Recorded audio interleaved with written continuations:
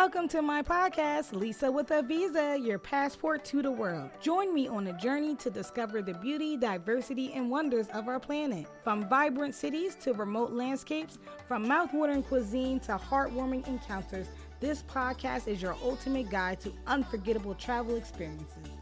I'm your host, Elisa, and I'm excited for you to join me on this travel adventure.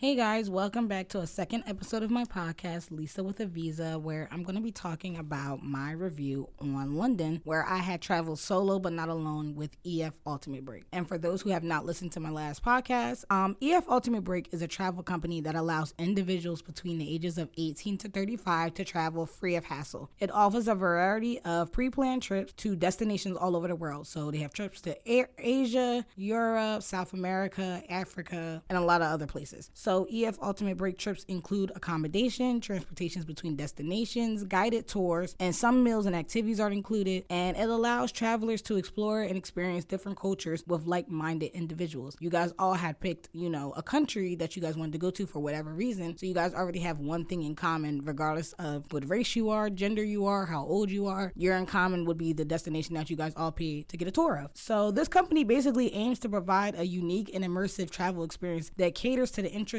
and preferences of young adventurers like myself and yourself as well. So if you are over the age of 35 and you are listening, EF also has something for the more adult crowd with EF Go Ahead Tours. So if you guys want to look into that, it's similar to EF Ultimate Break, but you are not going to be with a bunch of 20-year-olds, college kids, or whatever. You're going to be with people older, more like you, on the same speed as you. So let's get into my review of London. So first things first, I flew from PHL to Boston, then from Boston to London, which was all coordinated by EF. My flight from Boston to London was about 7 hours, and I slept the entire flight, so I didn't really can tell you guys much about the flight. I went to sleep. And it was a good sleep because I had to get up and do a bunch of running around. So when I arrived to London, I went through Heathrow, which is their airport. And it was really not hard and difficult because everything was in English, so it was super easy to get around. And I arrived to the airport around like 10 a.m. and then went to meet up with my driver from EF because EF usually gives you a driver or your tour director meets you at the airport. So usually when you arrive to the airport and get in contact with your driver, you're usually going to wait for about 5 to 10 other travelers, depending on your group size, to arrive before they transport you to the hotel or hostel. So I waited about an hour before leaving the airport. And also your tour director will give you directions on where to meet the driver and everything via WhatsApp, or they may email you. My tour director did both. So luckily for me, because I did not at the time had WhatsApp. So, I did have it, but not really use it. So after meeting up with a few of the ladies in the airport, we got transferred to our hotel where I met my tour director and also my roommate. My roommate was a girl from Texas who spoke fluent Spanish, and I thought that was pretty cool because it was like, wow. And we got along really well. So our tour director wanted us to get acquainted with one another, and EF coordinates this lovely welcome dinner when you arrive to your destination, where we all should get acquainted with one another, and you sit at a table with women or men or whoever that you do not know. At my table, I sat with Julie, Eileen, and Madison, whom I've grew to like a lot. They were really cool people, and we actually planned another trip, but I ended up not being able to go because I'm in a wedding, blah, blah, blah. But anyway, after dinner, me and Eileen, who was my roommate, we decided to run the streets and discover a little bit of the nightlife because EF gives you the option to not have to stick with your crowd. Now, I will say some women that came with us were a little rude because in the middle of our welcome dinner, they ended up leaving to go explore London. And there's nothing wrong with that, but at least let your tour director finish everything that she needs to say because it is important and it's safety instructions as well. You're in a country that you probably never been, so it's better to let these tour directors give you the ins and outs and everything they need to do. And then you can leave. She'll let you know, he'll let you know, whoever. But they left before even getting to know one another or anything. They just went on. They came together. It was two girls. They came together, but whatever. I think that you guys should stay whether you come with your friend or not. We waited to the end, and our tour director walked us to the subway, and we parted ways with the group. Now, while we were walking, we really enjoyed London's nightlife, and I'm going to probably go back sometime soon. because after discovering the streets of London, we were like, wow, we have to come out. So we were like, we're going to go out the next night because we had to get sleep because Eileen had an excursion in the morning. I did not do the excursion. So we went to sleep and basically that was that. So the next day was an excursion, like I said, and a city tour. And I didn't wake up on time for it. I wish I did that excursion because I heard it was definitely worth it. But if you have the chance to visit London, please go to the London Eye and the River Cruise where tea and crumpets are served. So my first day, I would say it was really tiring because I was traveling, from 3 different airports basically, and then I had to check in. And you guys can get all that information on my YouTube. I am Lisa with a Visa, and it was just a lot going on the first day because you're kind of tired, and then the time difference. So it was better for me to get adjusted, and that tour and that excursion was too early. But the second day was pretty good since I got a chance to explore London on my own because I left my hotel and decided okay, I'm going to go and explore London on my own because I'm by myself at the hotel anyway. I'm not going to wait until everybody gets done. They weren't done that excursion until 4 p.m. and I woke up around 12 and left around 1. So I had 3 hours to explore. And I love that EF doesn't force you to stay in the group and allows you to explore on your own.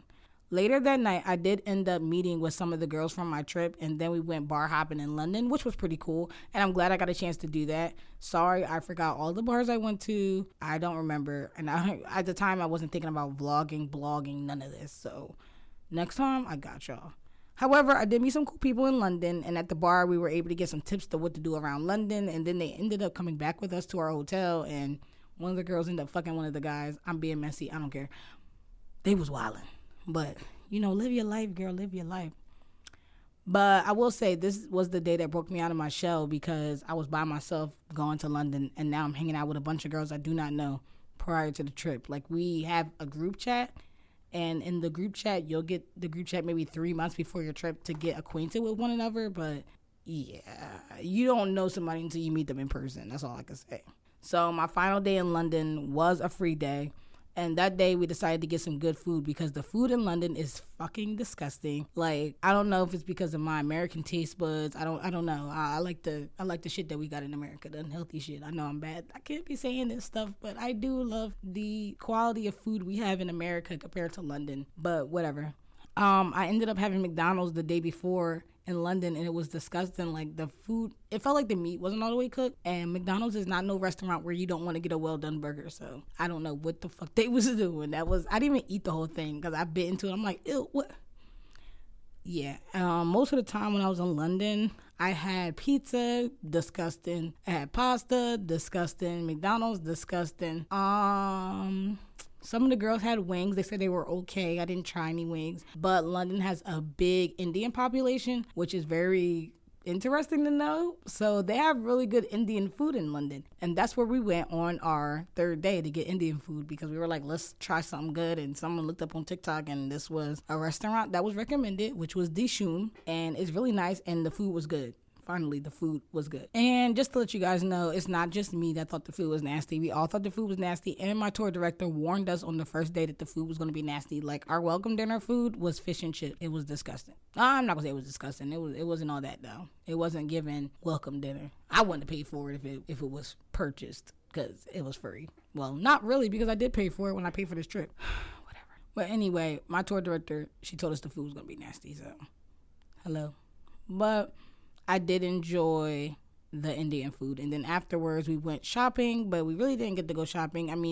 I wasn't prepared for shopping because I decided to go on EF Ultimate Break Facebook group, and people were saying, oh, don't bring a suitcase because it's very hard to travel with a suitcase. Bring a carry-on, bring a backpack. And I'm one of those girls that need extra stuff. I cannot put all my stuff, my makeup, my hair product, all that stuff was in my carry-on. My lotions, my perfumes, everything was in my carry-on, and it was literally the worst time transporting between countries and on the bus. I'm never doing that again. I don't get why people are saying bring a carry-on. I do get it because they're saying that if you are coming from one country to another, your likelihood of getting your stuff lost is high, and Listen, I'll get lost and buy the stuff there. At this point, nah, I'm never doing that. The only time I'm bringing a carry-on is if the trip is 6 days or less. This was a 9-day trip. Technically 11, but 2 days were travel days. But this was a 9-day trip. Why did I think 9 days worth of carry-on? Like, oh my God. Yeah, next time I go back to London, I'm going to make sure I bring a suitcase so I can go shopping. Even though the clothes weren't all that, but I still want to go shopping in London. I went shopping a little bit in Paris, but I couldn't put much in there. I think I might have brought 2 things, a dress and a shirt, and then I had bought like jewelry out in Paris, but I'll discuss that on the Paris episode. But yeah, next time, if you're a girl that likes a lot of stuff, or you're a girl that, or a guy, if you're someone in general that needs extra room and you want to shop and you want to get stuff, bring a suitcase. Do not bring a carry-on unless if you're planning to wear 3 outfits and rotate them. Other than that, no. Like next time, listen, when I went to highlights of Morocco, I brought a suitcase and it was perfectly fine. Everything was transported well. I did not have to worry about much and I didn't have no issues. I don't know what people in that Facebook group was talking about. Okay, so let me get into the review because this is a review. Everything that you want to see, how the trip went and how everything flowed, is on my YouTube. I am Lisa with a Visa. You could check it out there. So my honest review of the London portion of my trip, just the London portion, I would give it an 8 out of 10. The things I loved was learning how to use the subway, which was taught by our tour guide. I thought that was probably so fun because I don't take a subway where I live. I live in the suburbs, so I drive everywhere. And for me to be in a foreign country and actually have to get around and navigate was big for me because I am not someone that is good with direction. It takes me forever to learn how to get to a new destination or something. Like, I'm not someone that you can ask, like, well, did we make a right? Did we make a left? Did you remember where we parked? No, don't ask me. I don't know.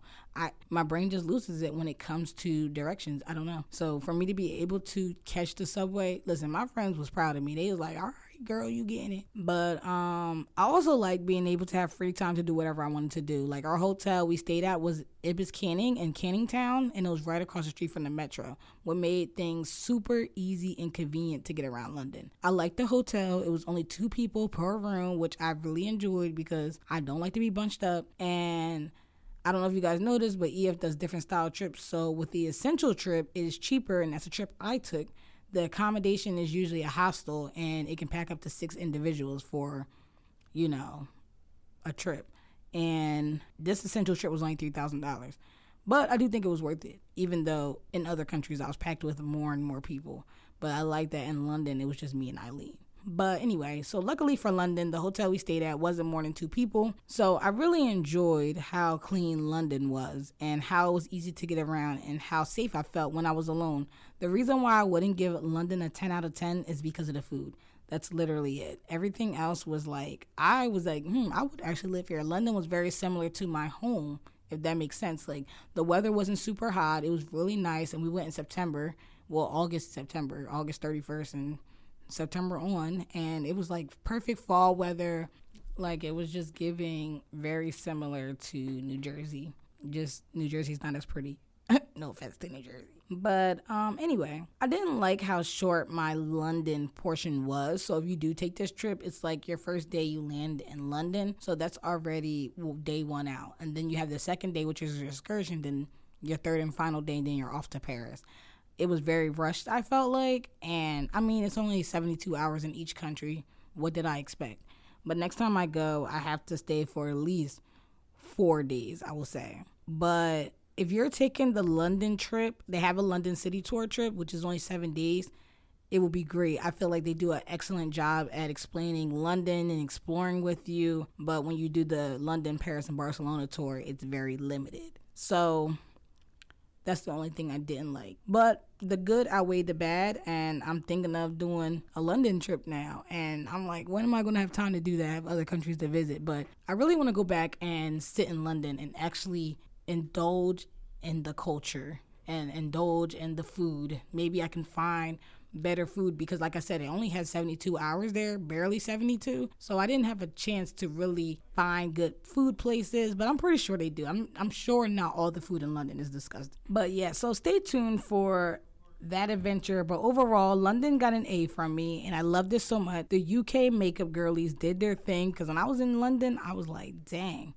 Everybody looked nice. Like, the men looked nice. No one wore active wear, sweatpants, You never seen people in pajamas. Like, everyone was always dressed to a standard, if that makes sense. Like, you always looked good, and I like that. Like, my husband's probably in London. I don't know, because the guys in London did look good too. But like I said, London is definitely a top destination to visit. I did not think I was going to have as much fun in London. I thought Paris was going to be my highlight of that whole trip, because that was the reason why I booked the trip, because I wanted to go to Paris. But no, London won my heart. And that is why you got to just sometimes pick countries that you're like, whatever. I mean, don't pick countries you're not interested in at all, but countries that you wouldn't mind going to, just have an open mind, because you never know. Like, I did not expect London to be as fun as it was. It was the kickoff on my trip, and I actually enjoyed it. So until next time, London. So I just want to thank you guys for joining me on this unforgettable journey through the enchanting streets of London. From the iconic landmarks to the hidden treasures, I hope this podcast ignited your curiosity and passion for this remarkable city. Whether you're reminiscing about your own adventures in London or dreaming of your future visit, I encourage you to keep the spirit of exploration alive. Let London's timeless charm inspire you to seek out new experiences, embrace different cultures, and embark on your own voyages of discovery. Thank you for tuning in to Lisa with a Visa. Until next time, keep wandering, keep dreaming, and keep exploring the world around you. Bye.